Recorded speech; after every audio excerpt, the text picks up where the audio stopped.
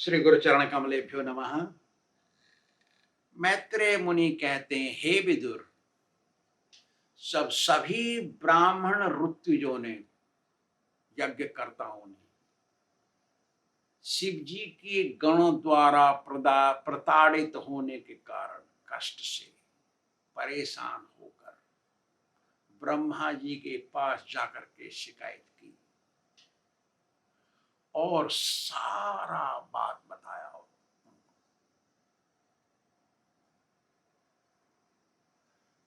ब्रह्मा जी ने सुना। मैत्रेय मुनि कहते हैं, उपलभ्य पुरैवेतद् भगवान अब्ज संभवा नारायण विश्वात्मा न तस्याध्वरमीयुत। अरे विदुर, ब्रह्मा जी और विष्णु जी दोनों को मालूम था कि दक्ष यज्ञ में आगे क्या होगा। इसलिए जब देवता लोग वहां पहुंचे, ऋषि मुनि पहुंच गए, ये दोनों नहीं आए। ब्रह्मा जी नहीं आए और विष्णु जी नहीं आए। शंकर जी को तो बुलाया ही नहीं। और उन लोगों को मालूम था कि वहां क्या होगा, विघ्न होगा, तो वो गए नहीं वहां पे।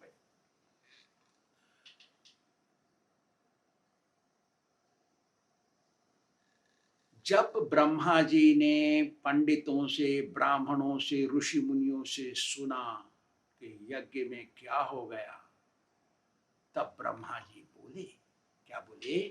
तदा कर्ण्य विभुप्राह तेजी यसी कृतागसी खेमाय तत्र सा भूयान न प्रायेण बहुशताम।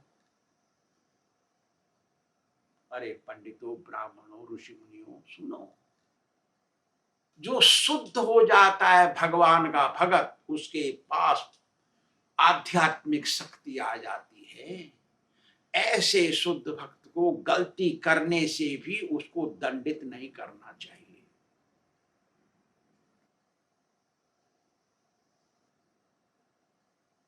उनके पास भगवान की कृपा रहती है। उनका कोई भी कार्य गलत नहीं हो सकता।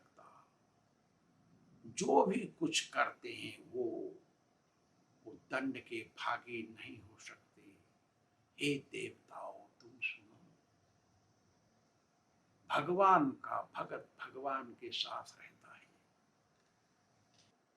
उनको अपमानित नहीं करना चाहिए, उनके साथ कठोर व्यवहार नहीं करनी चाहिए, उनकी किसी से भी, कैसे भी, किसी कारण से बुराई नहीं करनी चाहिए। शंकर जी ऐसे ही एक शुद्ध भगत हैं। उनका आपने शेयर नहीं दिया, उनका भाग, यज्ञ भाग उनका जो होता है उनको नहीं दिया तुमने। और दक्ष प्रजापति ने उनको अपमानित किया। उनकी भी गलती थी, लेकिन उनकी गलती क्या थी? वो खड़े हो गए, थोड़ा मुस्कुरा के आओ जी कह लें तो कोई घटता थोड़ी, ऐसा कहने से कुछ तो घटता नहीं। उन्होंने कहा नहीं तो ये, लेकिन कोई किसी प्रकार की भी गलती हो, शुद्ध भक्त को दंड नहीं दिया जा सकता। शास्त्र कहता है, हंति श्रेयांश सर्वाणी पुंसो महद अतिक्रम। महद अतिक्रम, महद माने शुद्ध भगत, शुद्ध भगत का अतिक्रम माने अपराध कर देना।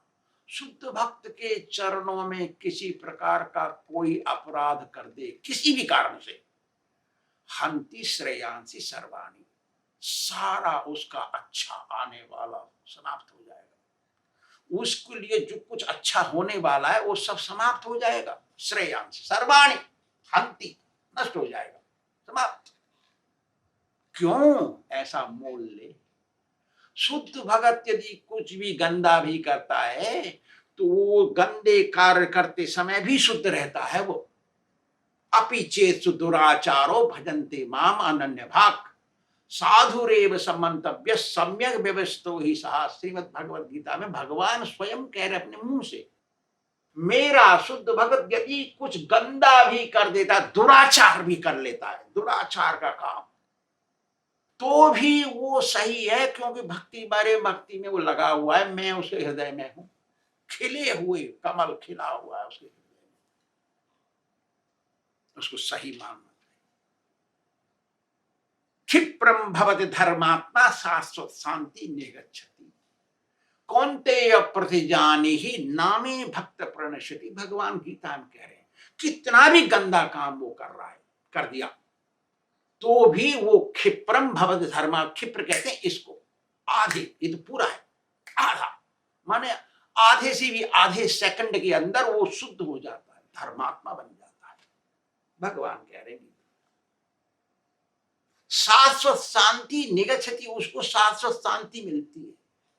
भगवान यहां पर कमांडर बन के कह रहे हैं, ऑर्डर, आदेश है यहां पे। और फिर सनातन गोस्वामी इस पे कमेंट्री देते हैं, कहते हैं अरे, कह रहे हैं भगवान, अरे भगवान कह रहे हैं अर्जुन को, जा मृदंग ड्रम ले ले और खूब जोर जोर से बजा बजा के ऐलान कर, सारे गांव में जगह जगह जाकर के ऐलान कर कि मेरा भगत का नाश कभी नहीं होता, नामे भक्त प्रणश्यति। इतना पावर है भगत का। न्याय शास्त्र भी कहता है, देखो क्या कहता है न्याय शास्त्र, कैसे शुद्ध भगत से माफी मांगना चाहिए, रास्ता क्या है, देखिए क्या कहता है। प्रणिपात प्रतिकार संरंभो ही महात्मा नाम।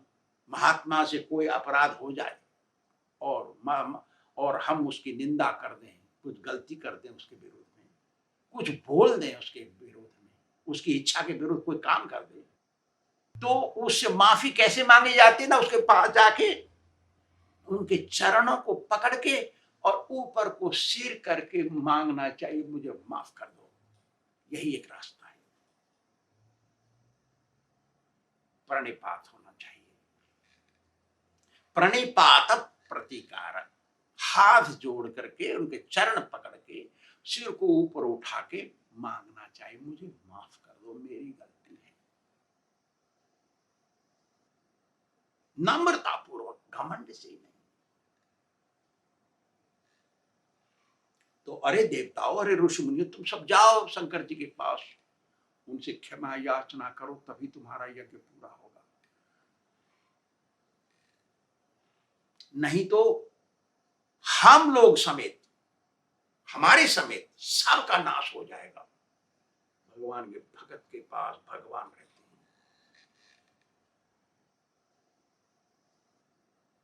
अरे तुमको पता नहीं वैष्णव के प्रभाव को, ना तो मैं जानता हूं, ब्रह्मा जी कह रहे हैं, ना इंद्र जानते हैं, ना कोई देवता जानते हैं, ना ऋषि मुनि ही जानते हैं। वैष्णव के, शुद्ध वैष्णव के प्रभाव को तो केवल भगवान ही जानते हैं, और शंकर जी वैष्णव हैं।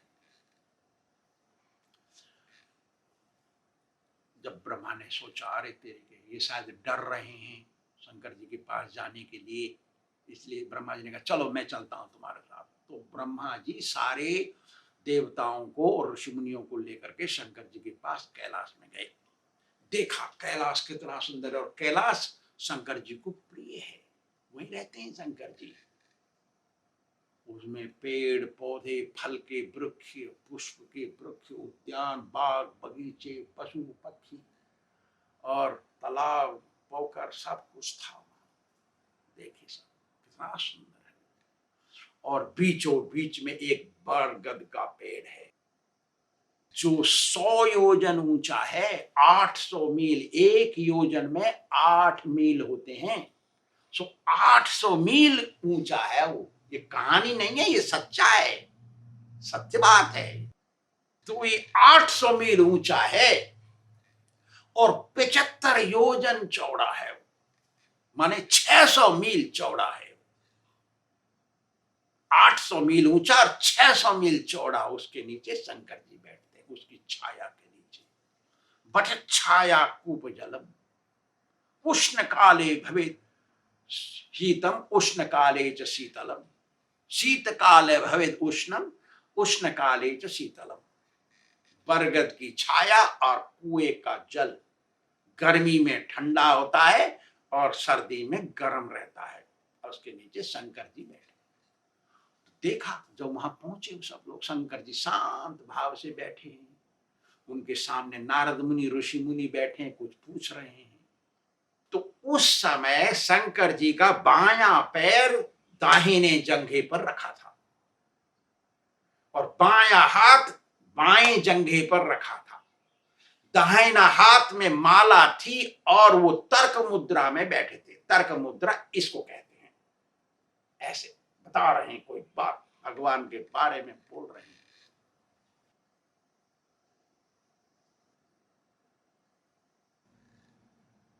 ऐसे समय पे वो पहुंचे, सबको सबने नमस्कार किया शंकर जी को। शंकर जी खुश हो गए।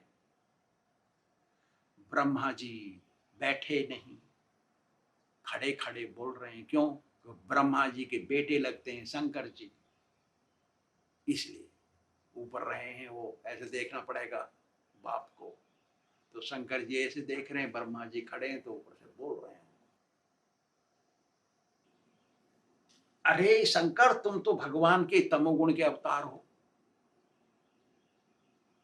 सारे जगत के एक प्रकार के ईश्वर हो, क्योंकि तुमसे प्रलय होता है। तुम प्रलय के करने के ईश्वर हो। जैसे मकड़ी खेलती है जाला बना के, ऐसे तुम सहायता करते हो सृष्टि में, जाला बना के खेलते हो। जैसे मकड़ी अपने जाल को निगल जाती है, ऐसे तुम प्रलय कर देते हो।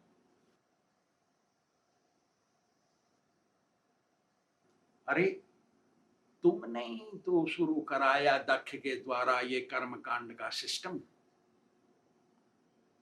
तुमने तो रोक देते शुरू शुरू में, तो ये कर्म कांड ही नहीं आता है दुनिया में। तो कर्म कांड करने से दिल कठोर हो जाता है। कर्म कांड करने वाला भक्ति नहीं कर सकता, क्योंकि उसका दिल कठोर होता है। अरे नरम दिल से ये भक्ति होती है। भक्ति तो नरमी चाहती है।